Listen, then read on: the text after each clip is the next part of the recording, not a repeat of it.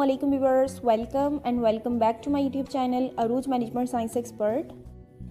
आज इस वीडियो में मैं आपको जर्नल का बेसिक्स कॉन्सेप्ट दूंगी कि जर्नल जो होता है वो किस तरीके से बनाया जाता है या जर्नल एंट्रीज़ जो हैं वो किस तरीके से की जाती हैं। तो ये वीडियो उन स्टूडेंट्स के लिए बड़ी ज़रूरी है जो इंटर कर रहे हैं या फिर ग्रेजुएशन या मास्टर के स्टूडेंट्स हैं, क्योंकि ग्रेजुएशन में, मास्टर में या बैचलर में वो स्टूडेंट्स भी होते हैं जो कि इंटर में अकाउंटिंग नहीं पढ़ी होती है, किसी और फील्ड से आते हैं, तो उनके लिए बड़ा मुश्किल हो जाता है। तो इसीलिए आपको आज मैं जर्नल का बेसिक्स कॉन्सेप्ट दूंगी ताकि आप आगे अकाउंटिंग अच्छे तरीके से करें।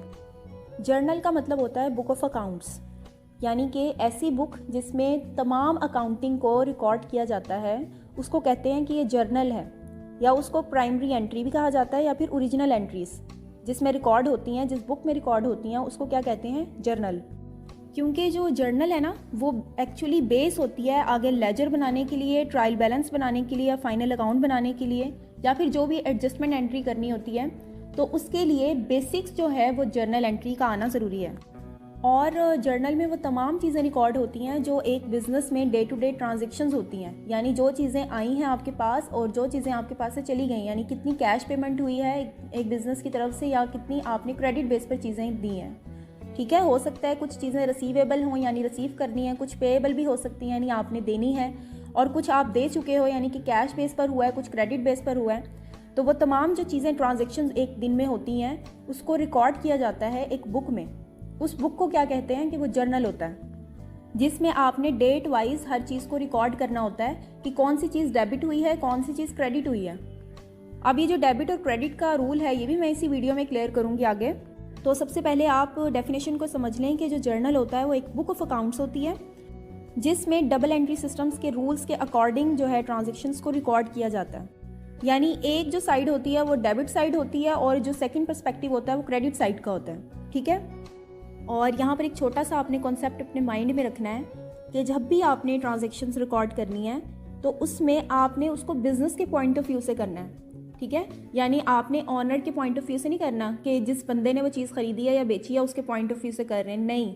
एक ओवरऑल बिजनेस के लिए अकाउंटिंग हो रही है तो उस बिजनेस के लिए, उस बिजनेस के पॉइंट ऑफ व्यू से आपने डेबिट या क्रेडिट करना होता है। बहुत सारे तो स्टूडेंट्स ऐसे होते हैं जब ट्रांजैक्शंस को रिकॉर्ड करते हैं तो वो ऑनर के पॉइंट ऑफ व्यू से कर रहे होते हैं, जबकि उनको बिजनेस के पॉइंट ऑफ व्यू से करना था, तो इसीलिए उनकी एंट्री ख़राब होती है। और जब आप जर्नल ही ख़राब बनाओगे तो लेजर भी ख़राब होगा, आगे जब ट्रायल बैलेंस में जाओगे वो भी गलत होगा, फिर फाइनल अकाउंट भी ख़राब होगा। तो क्या होगा, जब आपका बेसिक ठीक नहीं होगा तो आगे कुछ भी ठीक नहीं होगा। तो सबसे पहले तो आपको डेबिट के और क्रेडिट के रूल्स पता होने चाहिए। जब तक आपको वो रूल्स नहीं पता होंगे आप एंट्री ठीक नहीं करोगे, और जब आपका बेसिक जर्नल ठीक नहीं होगा आगे आपके फर्दर रिजल्ट्स ख़राब होंगे। तो ये जो आपने माइंड सेट किया हुआ है ना कि जो चीज़ आ रही है वो हमारे पास वो डेबिट होगी और जो चीज़ चली जाएगी वो क्रेडिट होगी, बहुत सारे स्टूडेंट्स ऐसे करते हैं। तो ये गलत कॉन्सेप्ट है, इस तरह से कभी भी एंट्री नहीं होती, इस तरह से कभी भी ट्रांजेक्शन नहीं होती।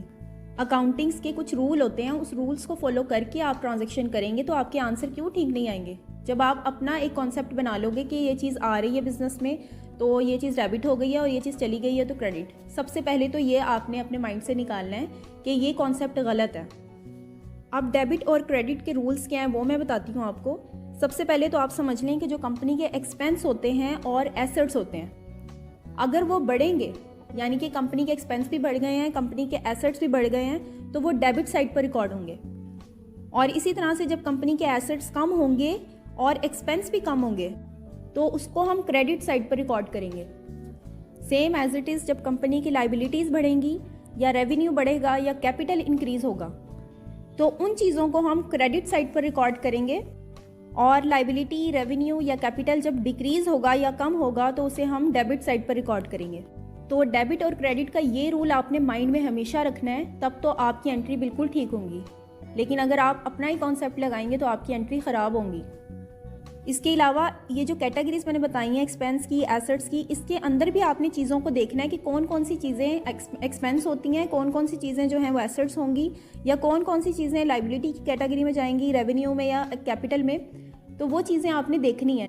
अगर आप चाहते हैं कि इसके ऊपर भी मैं एक डिटेल वीडियो बनाऊं कि कौन कौन सी चीज़ें एक्सपेंस में जाती हैं, कौन कौन सी चीज़ें एसेट्स में, या जितनी मैंने आपको कैटेगरीज बताई हैं, तो कमेंट बॉक्स में आप मुझे बता दीजिएगा, मैं उसके ऊपर भी एक डिटेल वीडियो बना दूंगी। तो ये तो थे रूल्स डेबिट और क्रेडिट के।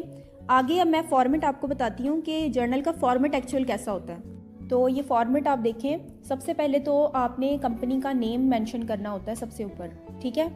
उसके बाद जब आप कॉलम बनाते हो या जो फॉर्मेट बनाते हो उसमें सबसे पहला कॉलम होता है डेट का, और उसके बाद आपने डिस्क्रिप्शन का एक कॉलम बनाना होता है। देन आपने लेजर फॉलियो का, जिसे LF से आप शो करते हो।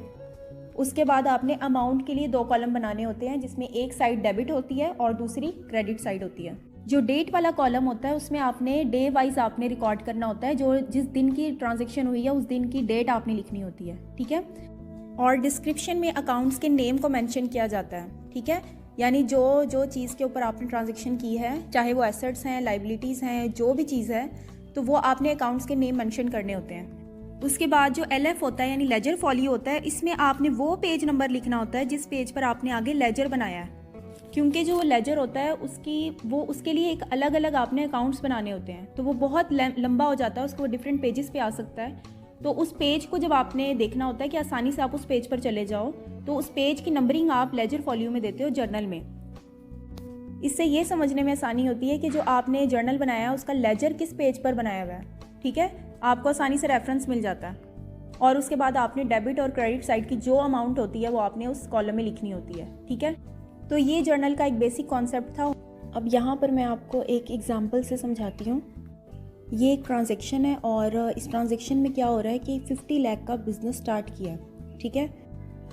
इसमें क्या हो रहा है कि ऑनर ने बिज़नेस में 50 लाख इन्वेस्ट किए हैं। अब आपको मैंने पहले ही बता दिया है कि जब आपने ट्रांजैक्शन करनी है या जो भी जर्नल में एंट्री रिकॉर्ड करनी है, उसको आपने बिज़नेस के पॉइंट ऑफ व्यू से लेके चलना है, ऑनर के पॉइंट ऑफ व्यू से नहीं करना।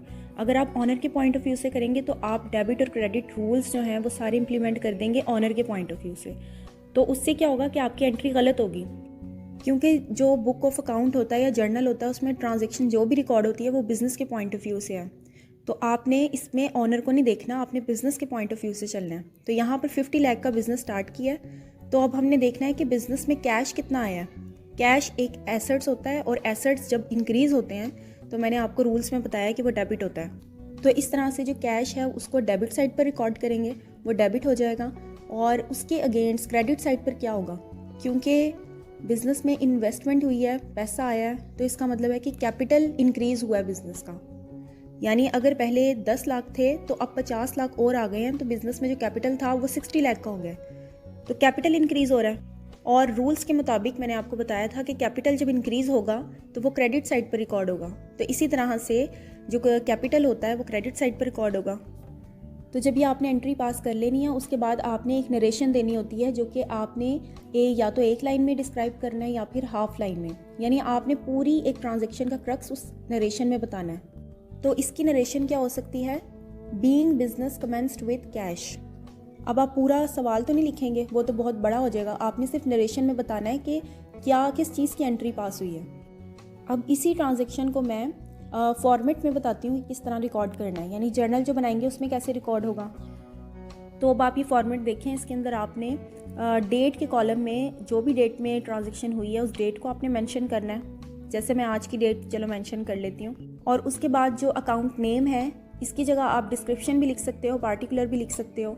तो उसमें आपने अकाउंट के नेम मेंशन करने हैं कि जो चीज़ एसेट्स में रिकॉर्ड हुई है वो वाला नाम आएगा, या जो चीज़ लाइबिलिटी है या एक्सपेंस है, जो कैटेगरी का अकाउंट होगा उसको आपने इसमें रिकॉर्ड करना है। तो कैश अकाउंट जो था वो डेबिट हो रहा था, उसको डेबिट साइड पर लिख देंगे और उसकी अमाउंट को भी डेबिट के कॉलम में जाकर आपने मेंशन करना है। उसके बाद जो क्रेडिट हो रहा था, कैपिटल क्रेडिट था, उसकी अमाउंट को आपने क्रेडिट साइड पर रिकॉर्ड करना है। उसके बाद नीचे आपने वही नरेशन दे देनी है, being business commenced with cash, ठीक है। तो इस तरह से आपको जो जो ट्रांजैक्शंस दी जाएंगी वो आपने एक एक करके इस तरह रिकॉर्ड करनी है। होप करती हूँ आपको वीडियो इन्फॉर्मेटिव लगी होगी। अगर आपको वीडियो पसंद आई है तो वीडियो को लाइक करें, कमेंट करके मुझे बताएं आपको वीडियो कैसी लगी है। किसी स्पेसिफिक टॉपिक पे वीडियो बनवानी है तो वो भी आप मुझे कमेंट बॉक्स में बताएं, मैं इंशाल्लाह ताला उस टॉपिक पे वीडियो अपलोड करूँगी। और आप चैनल पर नए हैं तो चैनल को सब्सक्राइब कर लें, बेल आइकन को भी प्रेस कर लें ताकि तमाम मेरी लेटेस्ट वीडियो का नोटिफिकेशन आपको मिल जाए। और आप सब अपना ख्याल रखें, मुझे अपनी दुआओं में याद रखें। नेक्स्ट वीडियो तक के लिए अल्लाह हाफिज़।